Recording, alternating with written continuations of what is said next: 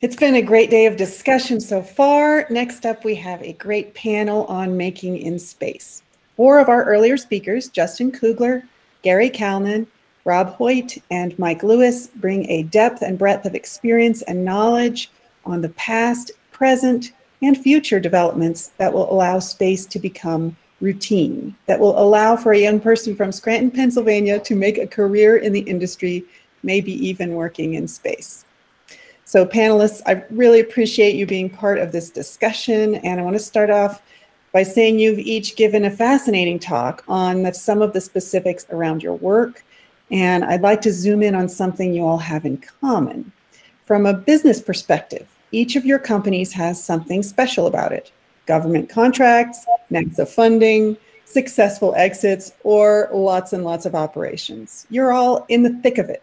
What do you think of the rate of growth in space entrepreneurship? Are there too many companies for space for where we are today, or not enough? Gary, do you want to start us off? There we go.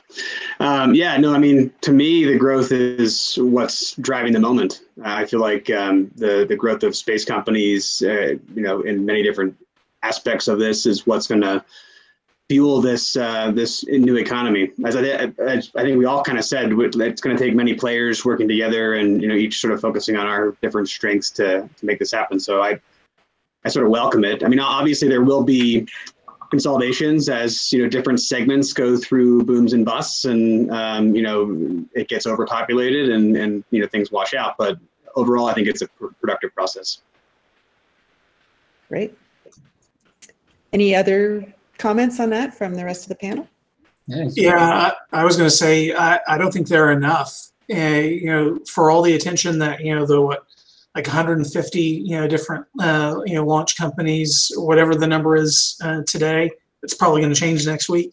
But for all the attention that the launch sector gets, it's a relatively small part of the total space industry. The vast majority of the space industry is in satellites and services and data products and all of that. And so, and that's part of why Redwire was created, was because, you know, we're backed by an industrial capital firm that, you know, cut their teeth and created 20,000 jobs in the aviation industry. Yeah. They created Redwire because there aren't enough of those mid-tier solution providers in the aerospace industry that can provide those integrated solutions to a wide variety of customers. We've got kind of a dumbbell shape to the industry. You've got the really big established firms that have been created through, you know, immense consolidation at the prime contractor level, and lots of, you know, small entrepreneurs. There's very little in the middle. And so, I mean, that's specifically why Redwire was created, was to help fill that gap and, you know, create that, you know, more positive growth curve in the industry. So I want more. We need more. I completely agree with you, Justin. I was going to say the same thing. There's a lot of programs early on. You know, the SBIR program, and you know, congrats, Gary, on that one. But there's kind of a not a valley of death, but there's a big canyon to jump across to get to the next success level, especially in an industry where you know your launches aren't. You know, they can be delayed, and there's not a lot of guarantees and things. Yeah, I completely agree. Yeah, more companies.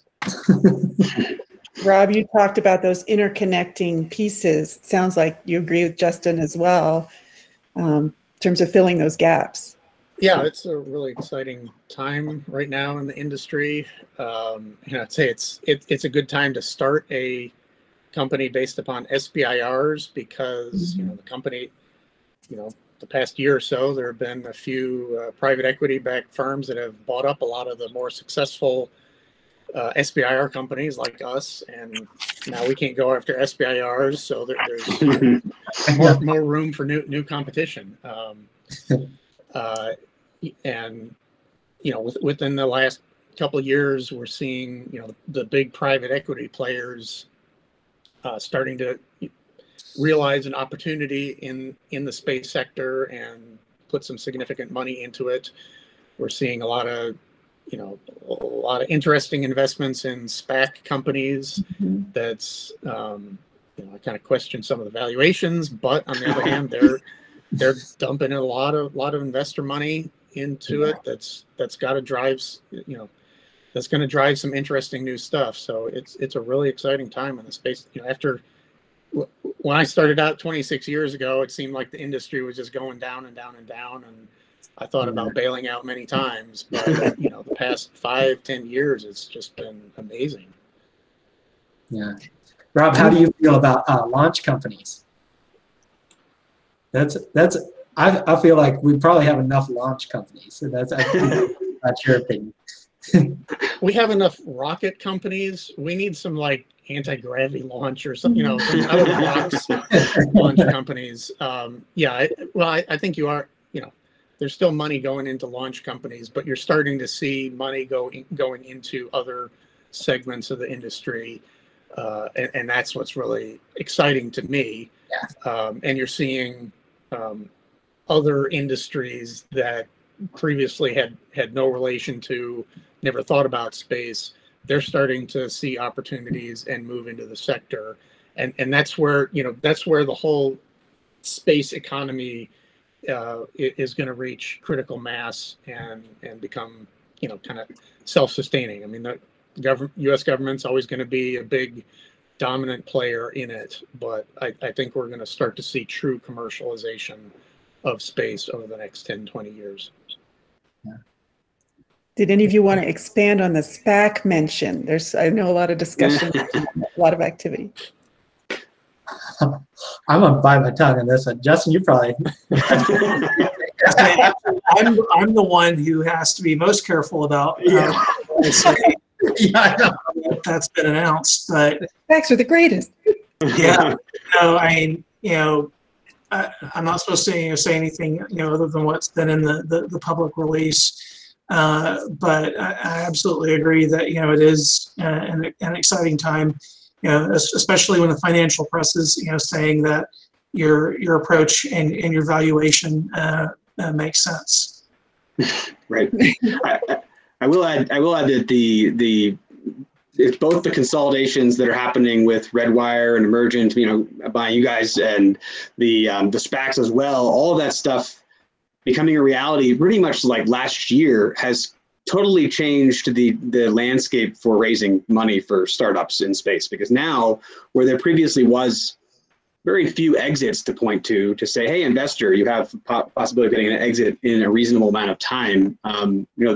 That's changed now. So I'm all for whatever's working, and the more capital that comes in the market, the more we can develop. I mean, certainly there will be some SPACs that fail after they go public, like any startup ecosystem, but that's okay. It's just part of the game. Yeah, we actually had for a long time. We had it's hard. It was hard to value or put a valuation on a company, because it's like, all right, you're not producing the same product every time. You're in a market that's hard to forecast. A market that's somehow, very often influenced by the political regime. Like, how do you actually say this company is worth X million?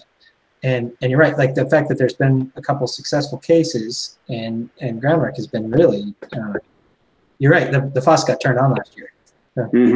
Yeah. Gary, while we're on, just one little aspect of this question, I've heard a little bit of discussion about cryptocurrency infusion into this conversation. As a finance guy, can you talk a little bit about that? And then we'll let Michael jump back in on his question. Well, I'll be frank with you. I only understand cryptocurrencies to the point like I can start to explain to somebody who knows nothing about cryptocurrencies. But I'm certainly not an expert. What I can say is there are a number of interesting potential applications that I've seen described for applying cryptocurrency to, say, commodities markets in space, or transfer. You could apply it perhaps even to transfer of assets that might be useful for space debris removal. I mean, there's a lot of different interesting use cases for blockchain and whatnot, but I better not talk too much more about it, because I really don't know what I'm talking about when it comes to cryptocurrencies. Aside from that, so get you out of your comfort zone, right? Any thoughts on that? Gary, explain blockchain to us. Yeah. All right, well, Michael, now you take over. Yeah.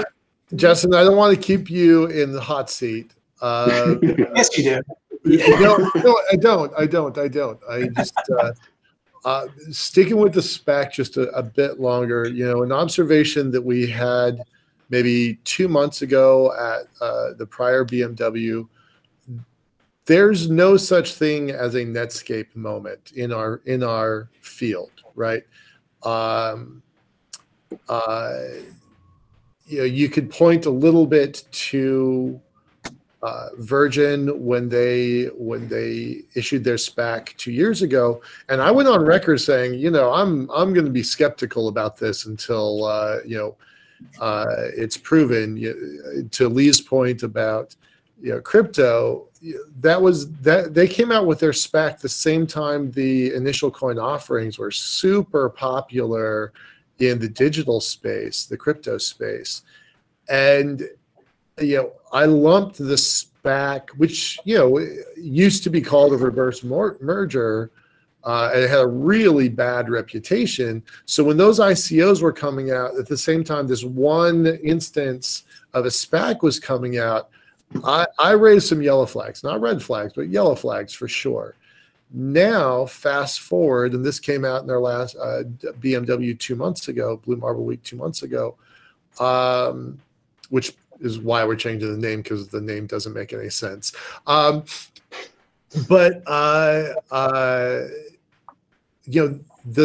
thing that's really showcasing to the market that these things are investable, that these technologies, these companies are investable, is that they have the only examples of companies that are exiting are the kinds of companies that each of the four of you have built, right? Did the hard work, got the NASA grants first, expanded out to other DoD, DARPA, etc., National Science Foundation, did the hard work, proved capabilities, did it again and again and again and again, and then fast forward, Redwire gets acquired, Tethers gets acquired. We don't know where NanoRacks is sitting, but I'm curious. And we've got CisLunar Industries kind of saying, hey, I really like what those other cats are doing. Let's see if we can copy them, right? So the only exit model that has been successful is the make the government your client, prove you've got tech, and then maybe you can get some other clients. So I think that's just an observation from the outside looking in. But Justin, y'all are going to go public, right, through a SPAC. So that's a chance for the industry at large to say, okay, there's another example, right? I don't think Tethers is not, in that roll up, y'all are not going public. Is that correct? There's no SPAC in your future that you know of that you can talk about right now? I will claim ignorance. Okay, fair. All right. Nothing's up the table, Michael. No, Right? nothing's up the table. Good. I want to hear that. I want companies to go public at whatever mechanisms are available to them, because I think it's valuable financially, psychologically, emotionally for the global community at large to be able to participate in this. So I'm very excited about what y'all are doing. I just wanted to throw that editorial in. It's not a question. I'm interested to see how the pressures and requirements of being a public company changes all these companies. Mm-hmm. We're not part of a public company at this point, but we are now a sister company to a medium-sized corporation, which was part of a big company, and we are getting borged into their financial system, Right. and having to deal with all that stuff. which it's interesting and eye-opening, and it helps some areas, but my main concern is the intense focus on quarterly results, monthly revenue, yada yada. That does make it hard to make the long-term investments, and I worry that that's not very compatible with the timelines involved in space ventures. That's precisely why Musk and Shotwell are not taking SpaceX private, public, because they want the autonomy to make their own decisions. And if they have public investors, they don't get to have that autonomy. So is that's in kind of your long-term calculus about what you're doing? Well, those decisions are now being made above my head. Okay. All right. Entirely privy to all of them. Okay. But I mean, we now have a very intense focus on monthly revenue and quarterly revenue and quarterly EBITDA and all that stuff. But we're also making 10-year strategy plans, and they all got to make business sense. But it will be an interesting learning experience to see how that affects the kind of 10-15 year semi-crazy space visionary stuff that I like to work on, whether there's going to be an avenue to that in this kind of environment or not. I don't know. We'll see. Yeah. Well, how does this affect your hiring? Because all four of your organizations are hiring, maybe more or less than others. Mike is new to me. I said it the other day when I had my first conversation. They're literally twice the size I thought they were. And Justin is, I don't know. I knew it was large. I don't think I knew it was 500. So that's so, yeah. And so like all of y'all are doing something. So how does this industry kind of growing up and maturing impact what you're doing now? Like, where are you going to be in 6 months? Let's start there. Where are you going to be in 6 months? I'll jump in and echo what Rob said. I'm afraid that we lose some of the kind of sci-fi nature of it. The go for the big stuff. We've grown. I walk around the office and there's new faces all the time, and it's indicative of a new culture, right? Like you have to make sure you still retain what got you here. Dance is one. We talk all the time about new accounting systems and reporting systems and all this really boring stuff, HR, blah blah blah. But it really is. How do you keep that innovative nature moving forward? How do you keep challenging the industry, doing things that you wouldn't necessarily think make business sense at the time? Yeah, I mean, from the Redwire perspective, that's part of why we've been fairly selective about which companies we've acquired over the past year, and which companies we're continuing in our planning cycle, as well as working first with Era Equity Industrial Ventures to create Redwire, and now with Genesis Park on the SPAC. Like, we have deliberately sought out people that understand what it takes to build a business in a very challenging high tech environment, where sometimes it takes 5 years or more to see a return. And so we've deliberately sought to bring on industry partners, financial partners, and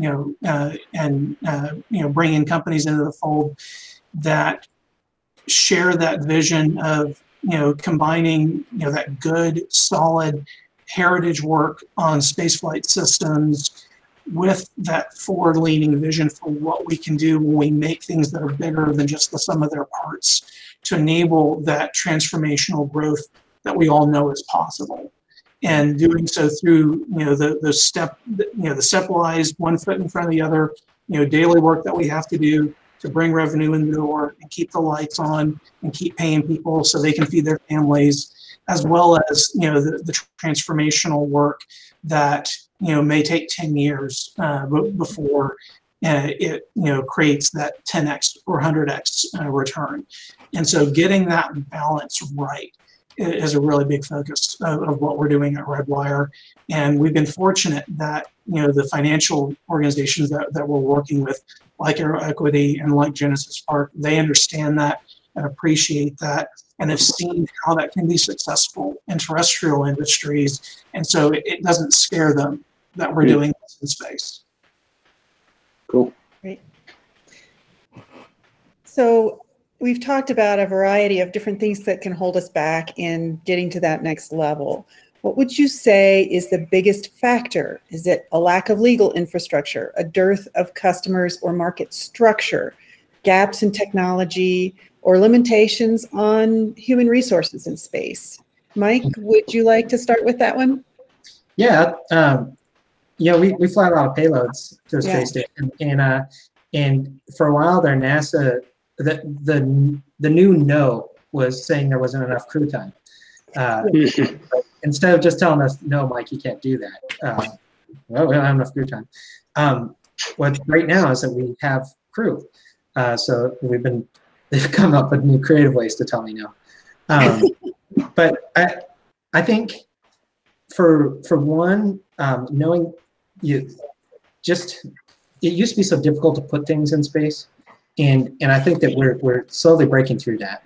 But still just a generation before us, if somebody flew one experiment to space, on a shuttle or something like that, it could be their entire career. Yeah. And it's just because it was difficult. And we hear that all the time, that it's so difficult. But I think that was one of the obstacles, and I guess more the disseminating that information that it's more doable now. Things are more accessible. That's one challenge. The other is still cost. Prices are coming down, but it still costs a lot to build a rocket and launch it.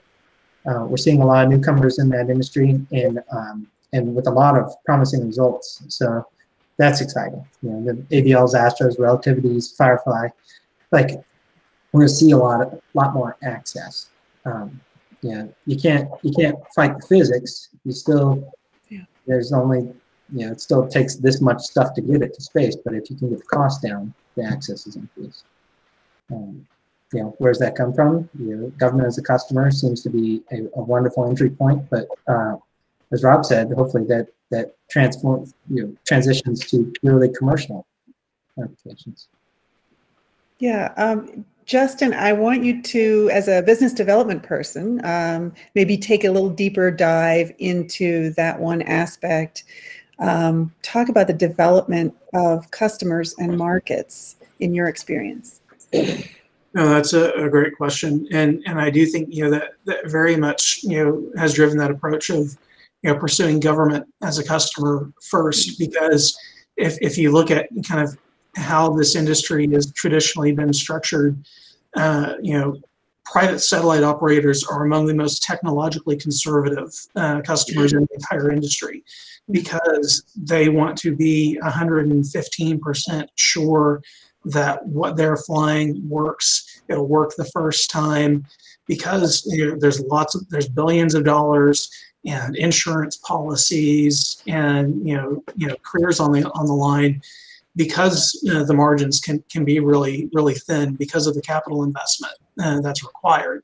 And so they tend to lag behind NASA, DoD, government customers in terms of their willingness to take technological risk, and which is very challenging for a small entrepreneurial company that's bringing a new technology to the space industry.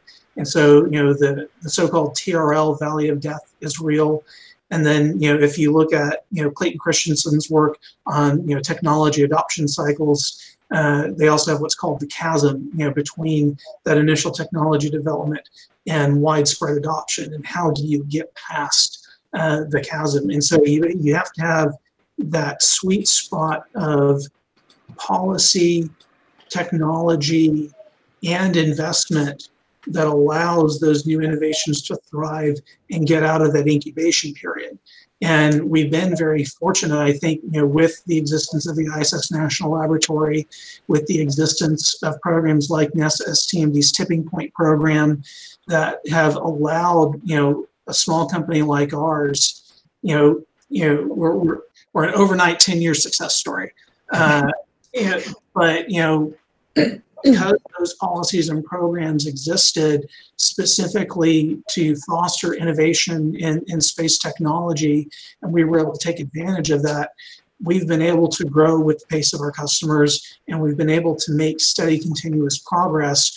Whereas, you look at, previous cycles, we tried to industrialize low Earth orbit before in the 1980s with the Industrial Space Facility. But NASA saw that as a threat to the space station program, and so it didn't go anywhere. And then we tried it again, when I was in college with NASA's commercial space centers, which were NASA university partnerships. But then Constellation came along, and the microgravity science program was cut because Mike Griffin didn't understand how that helped us get to the moon, and we had to start all over again. And then I came along around the same time that NanoRacks was getting started, and I actually helped them negotiate their first space agreement with NASA and got them the allocation for their first payloads to station. And then I turned around and used those lessons I learned working with them to help CASIS and then help Maiden Space grow. And so what we've had over the past decade is that sustainment of policy, technology investment, and an openness and willingness for NASA to work with entrepreneurs to satisfy their mission objectives that more conservative customers, I don't know, would necessarily be willing to take that risk because of the margins and the business risk involved. And because NASA has been willing to take those technological risks in the pursuit of more advanced technology, in the pursuit of their missions, we're seeing DoD, starting to make similar investments. Because NASA and DoD are making those investments and buying the technological risk down, you're seeing private industry start to get more comfortable with this, and so it builds up that virtuous cycle. But even with the great policies and programs that we've had in place, it still takes time, because you've got to actually deliver on what you've promised. Yeah. Go ahead. Very real example of that is we still build stuff out of aluminum, right? You guys have much better solutions. Rob, you have much better solutions. We still build stuff out of aluminum. Everybody's comfortable with it. That's the way it always was. Hi, Taro. Yeah. Rob, no, that's great. Rob, on the innovation side, that's a particular passion of yours. Can you address how far we've come on the road to having sort of a full cycle of all the pieces and parts? So what % of the technologies that we'll need to do a systematic cycle of manufacturing in space already exist? I'm not sure I have a full view of the lay of the land, but based upon work we've done, and I know that Justin and his team have done, and some of the other folks, there's at least proof of concept, or kind of TRL 3-4 of almost everything that we need to do this. In my mind, at least for the stuff we're working on, it's now getting through that TRL valley of death, getting it proven on orbit, so that it can be adopted into the critical path of a real program. But there's always going to be new technologies and new pieces that need to be brought in. We've got like the basic minimum toolkit, but for a full, robust in-space economy, extracting materials, processing it, turning it into things of value, there's going to be a wide range of almost infinite range of techniques and processes that we're going to need to develop and prove out in space. So there's, I think we as a community are ready to kind of get started, take the first baby steps, but there's decades of opportunity ahead of us. Yeah, so we've got like a Stanley steamer to get us from point A to point B that would actually do the job. But as we get better, we'll be getting to those modern sports cars. Yep. Great. Okay. All right, so now I want to transition a little bit to talking about workforce and workforce development, and this is where that piece of paper comes in. I'd like to have you draw a graph, and our audience can feel free to play along from wherever they are. The axis on this graph is time from now to 2035, and the y-axis is the number of jobs in space manufacturing, including yours. You don't have to put numbers on that y-axis because we're just interested in the shape of the curve. So please go ahead and draw those while I look to see if there are any questions in the chat for later. I want to see the number. I know the curve is going to look. Where do we start though? How many are there now? That surprise you. Jobs that are in the whole industry, or jobs that are in space in space manufacturing? The whole industry. Okay.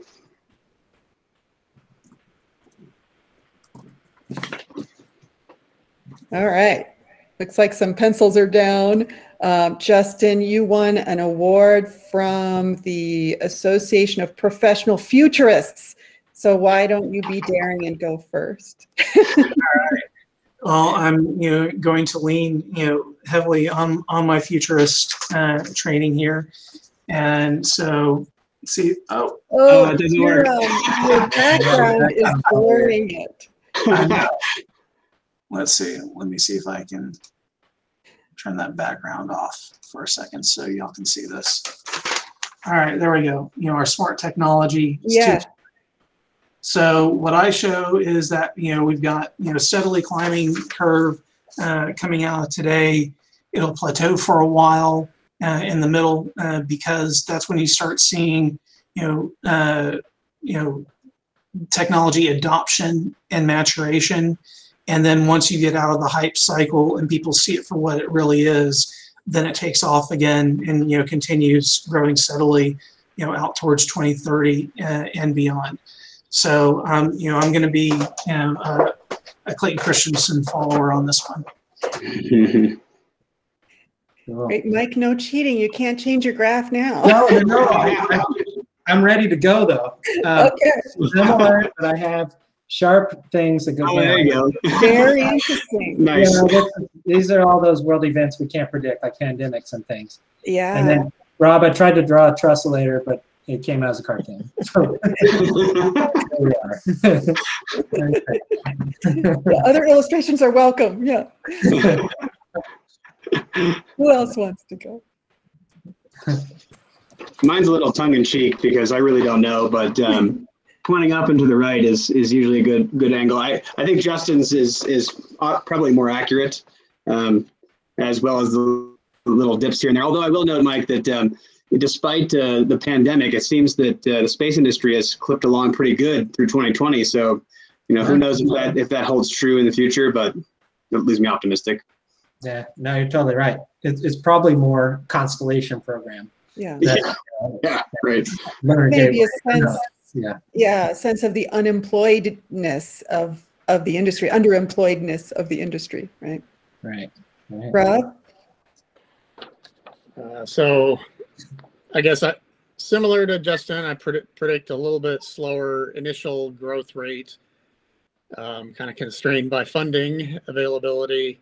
But as the technology starts to get demonstrated, some of the early technology gets demonstrated on orbit and it takes hold, you'll see a little bit of a ramp up. And then once you get kind of all the pieces of a supply chain in place and proven, then I think it can grow pretty substantially.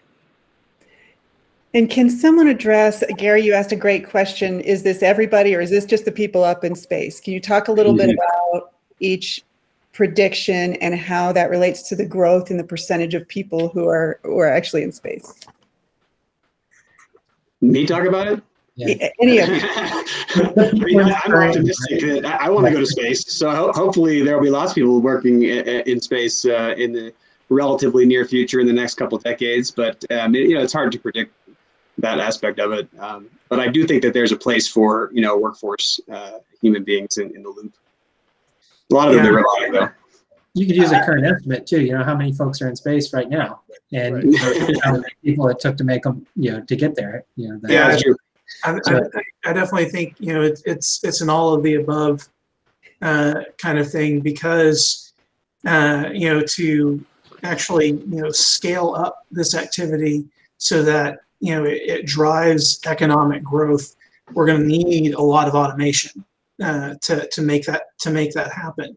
But at the same time, as that utilization goes up and we're flying more things to space and bringing more things back down, that decreases the cost of space operations, which makes it easier to fly people to space. And so flying people to space to do things that are interesting to people, I think, is going to be a steadily growing part of the industry, but I don't necessarily know that it's a one-to-one correlation to the overall economic growth of the sector, because it's a lot cheaper for me to build a factory to process Z-band fiber than it is for me to build a habitat that keeps people alive to NASA standards and NASA requirements. And so figuring out how we can get those two things to coexist over the next decade or so, I think, is one of the real critical issues in terms of low Earth orbit commercialization and ISS transition, is how we make those two things coexist. Great. Follow up on that. 2 months ago, three months ago now, Tom Murata came in from the FAA. I think most of y'all know Tom probably. And we had a conversation about how many space stations and how many people will be in orbit. People in orbit, right? So if you use the ISS as a rough number 7, we know that China's building a system. Mike, this was before y'all announced that you were doing something, so that was kind of a wild card. So add another 1 or 2, yeah. So there was a guess that there would be between 2 and 6 space stations, active space stations, and I'm not talking about day trips up and down or week-long trips where they're kind of temporary. So Outpost was kind of in that gray zone. So with a number, how many people do you think will be in orbit 5 years from now, 10 years from now? Yeah. And that's to put you on the spot, because I'm trying to get a guesstimate of professionals that kind of know what the heck they're talking about. Yeah, you want the like, optimistic version? I want you when you Rob was saying they're doing 10-year projections, so we're just going to copy that. How many people are on orbit in 10 years? At any given time. At any given time, Monday through Friday, June, July, December, doesn't matter. How many people average are on orbit 10 years from now? So 10 years from now, we have, hopefully still the ISS and, its aging infrastructure, as long as there's no leaks. So we have. Y'all should all come by tomorrow's event, by the way, just a plug for tomorrow, because they're going to talk about that a lot. So yeah, I'd say you add another 4 or 5 space stations plus space tourists plus things like that. I'll go easily 100 at any given time. How's that? 100 at a time. Okay. Anybody else? Higher, lower?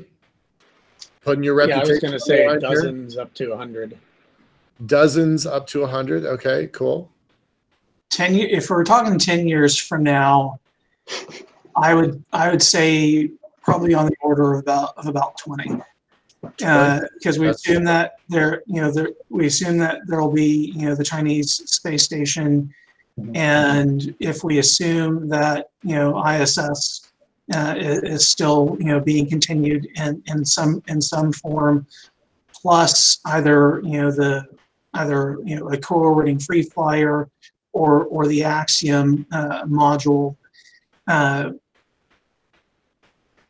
I don't think that's, a significant enough change with what we've observed for the current trends to drive a 100x increase. And that's why I asked the optimistic version. No,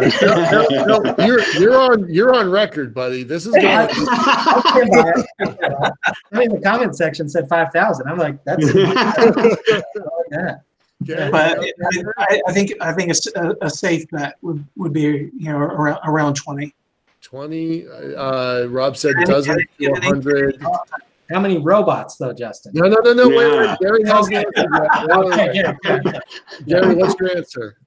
My answer is probably less informed than the other three guys, but I tend to.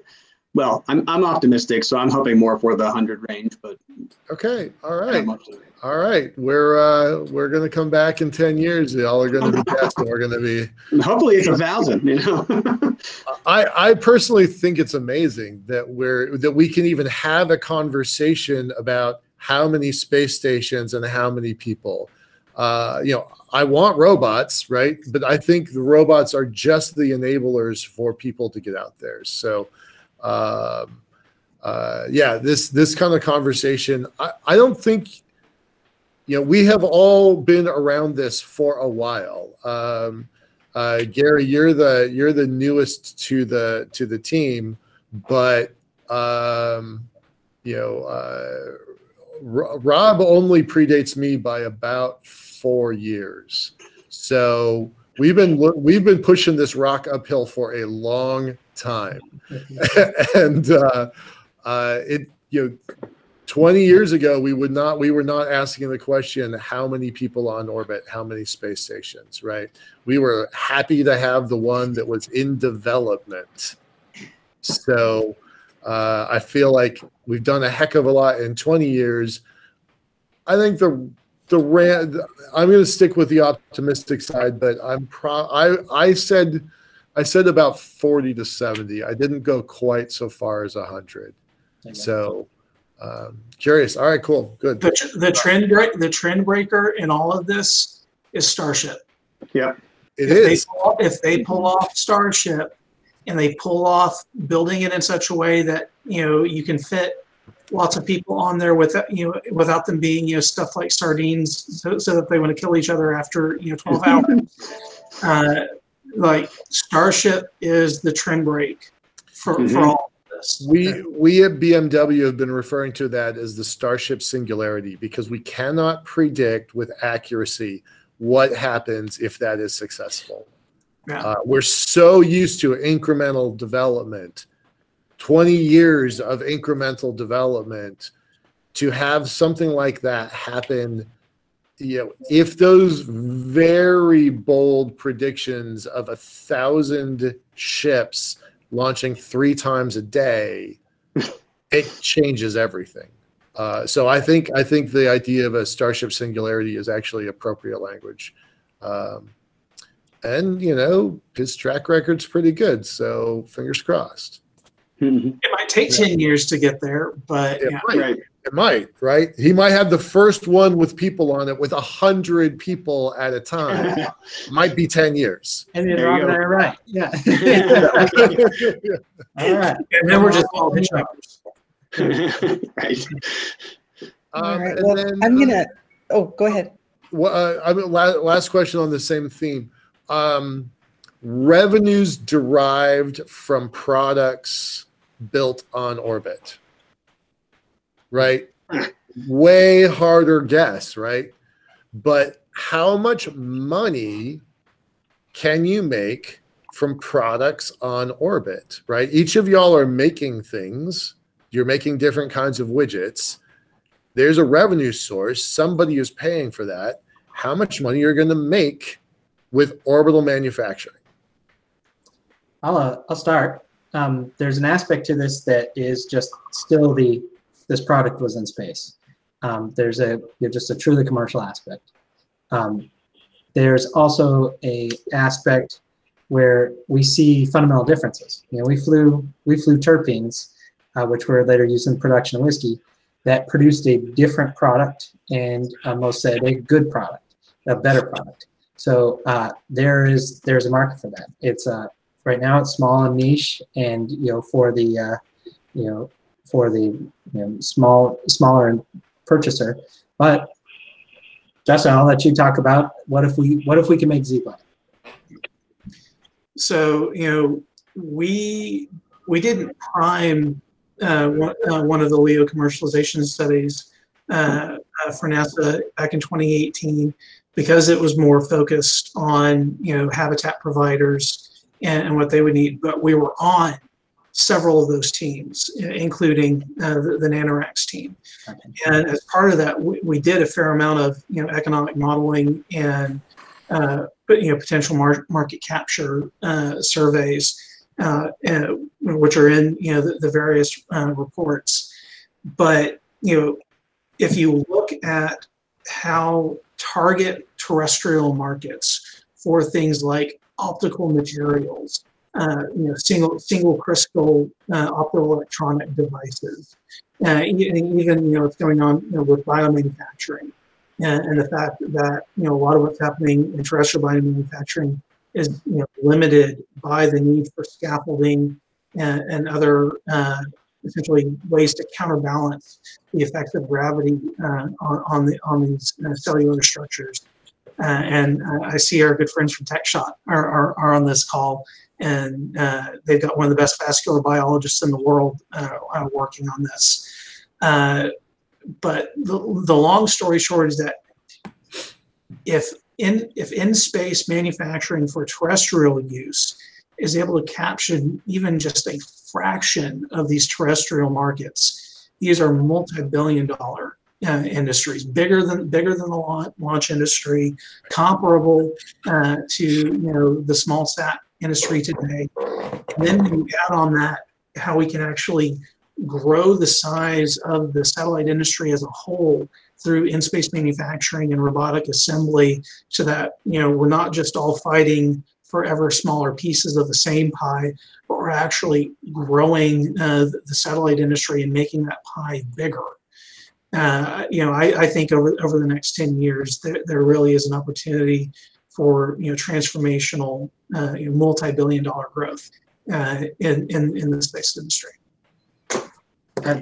I knew you'd give a great answer. Nice handoff. Pitching your underhand here today. So for a follow-up question, bringing it full circle back, it was great discussion. I want you to think about Foundation for the Future's Space Act of 2021, which is to create that public-private partnership where individuals can invest, buy stock, buy shares. There's an additional way for individuals who aren't qualified investors to get a piece of this pie. How does that change the curve you just drew?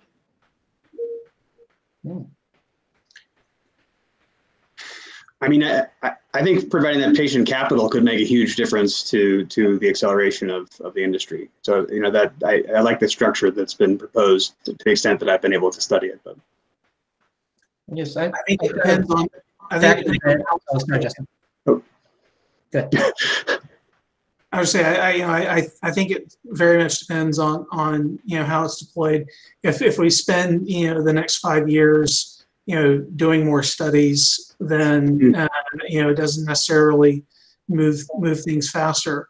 But if that capital is deployed in much the same way that it was public-private partnerships that built great hydroelectric dams out west, because there was a need to supply power to those growing cities, and the government didn't necessarily have an annual budget big enough to build it themselves, but through guaranteed low interest loans and services contracts, private industry was able to raise the capital to go build those dams and provide services.